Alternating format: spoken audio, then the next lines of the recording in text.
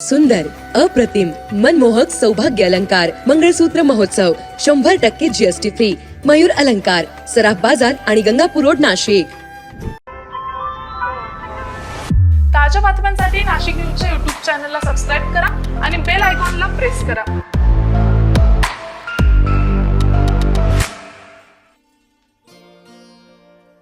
नाशिक औष्णिक वीज केंद्राचे मुख्य अभियंता राजेश मोराळे यांना नुकताच गोवा येथे झालेल्या समारोहात national energy efficient leader of the year award देऊन सन्मान करण्यात आला.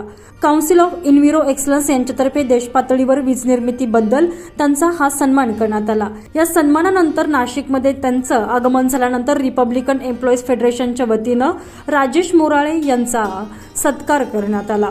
22 मार्चला गोवा राज्याच्या विद्युत विभागाचे प्रमुख स्टीफन फर्नांडिस यांच्या हस्ते मोराळे यांना पुरस्कार प्रदान करण्यात आला. वीज निर्मिती क्षेत्रात अतुलनीय कामगिरी बजावणाऱ्या व्यक्तींना हा पुरस्कार दिला जातो.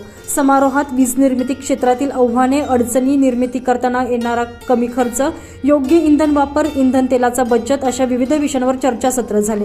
मुख्य अभियंता राजेश मोराळे हे अभियंता पदवीधारक असून त्यांचे MBA झालेले आहे. 1998 मध्ये ते महानिर्मिती कंपनीमध्ये रुजू झाले. महानिर्मिती अंतर्गत अनेक औष्णिक प्रकल्पांमध्ये ऑपरेशन्स आणि देखभालीमध्ये ऑप्टिमायझेशन चालना देऊन प्रभारी कार्यकारी संचालकांची भूमिका पार पाडली.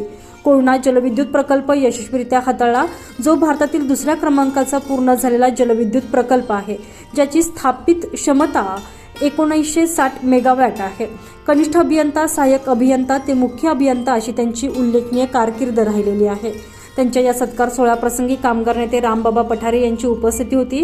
यावेळी कामगार नेते रामबाबा पठारे यांनी आपले मनोगत व्यक्त केलेले आहे. तसेच राजेश मोराळे यांनी देखील या पुरस्कार सोहळ्याबद्दल अधिकची माहिती दिली आहे.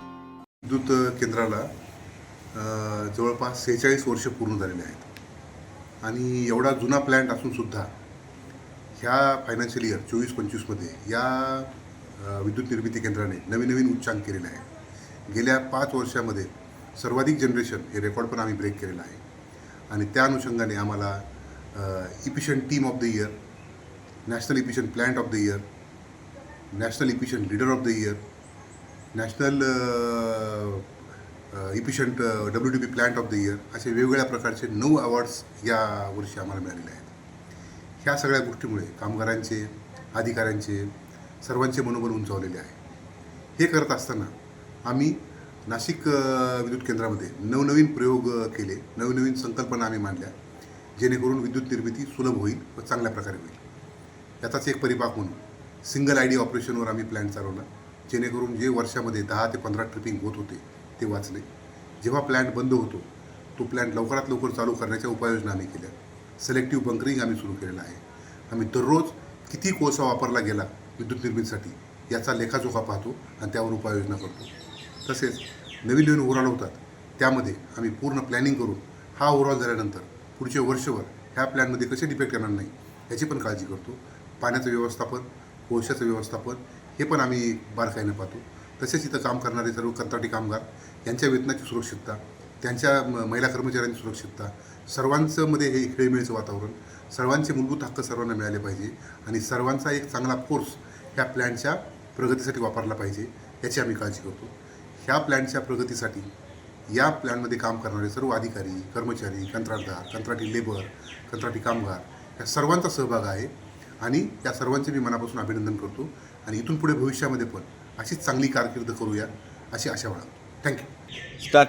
रिपब्लिकन एम्प्लॉईज फेडरेशनच्या वतीने एकलहरा पॉवर हाऊस NTPS यांचे अभियंता आदरणीय मोराळे साहेब यांचा या ठिकाणी रिपब्लिकन एम्प्लॉईज फेडरेशनच्या माध्यमातून सत्कार करण्यात आला. की पूर्ण भारतामध्ये एकलहरा पॉवर हाऊसचा 1 नंबर आला. त्यामुळे आमच्या सर्व कामगाराच्या वतीने साहेबांचा सत्कार करण्यात आला. ज्या पॉवर हाऊसची मुदत संपलेली होती, कामगार आहे ते सर्वैरा झाले होते, पण त्या पॉवर हाऊसची मुदतसुद्धा 15 वर्षे वाढवले. त्यामुळं सर्वच कामगाराला न्याय मिळतो आणि कुठल्याही कामगारावर साहेबाकडून अन्याय होत नाही. त्यामुळं रिपब्लिकन एम्प्लॉईज फेडरेशनच्या माध्यमातून आम्ही साहेबांचा सत्कार केलेला आहे. साहेबांचं असंच मार्गदर्शन कामगाराला मिळतंय, कामगारावर अन्याय होत नाही याची साहेब दखल घेतात. म्हणून पहिल्यांदा रिपब्लिकन एम्प्लॉईज फेडरेशनच्या माध्यमातून आमचे शिष्टमंडळ आदरणीय घेडाक साहेब असेल, घेगडमल साहेब असेल, अरुणभाऊ आयरे असेल, पगारे साहेब असेल, संजय मोरे असेल, या सर्वांनी मिळून साहेबाचा सत्कार केला. साहेबांनी अतिशय कामगारांच्या अडचणी समजून घेतल्या आणि लवकरच जो 19% जो प्रश्न थांबलेला आहे, एवढ्या 15 दिवसाच्या आत कामगारांना तो न्याय देणार आहे साहेब. त्याबद्दल आम्ही साहेबाचे ऋणी आहोत. एवढं बोलून थांबतो. जय हिंद, जय महाराष्ट्र, जय भीम. दरम्यान रिपब्लिकन एम्प्लॉईज फेडरेशनच्या वतीनं करण्यात आलेल्या सत्कार सोहळ्याप्रसंगी कामगार नेते रामबाबा पठारे, स्वीय सहाय्यक अनिल कांबळे, सरचिटणीस अशोक घेगडमल, उपाध्यक्ष अरुण आहेरे, संघटक विशाल पगारे, कार्याध्यक्ष संजय मोरे आदींची उपस्थिती होती. सनी काळे, नाशिक न्यूज, नाशिक रोड.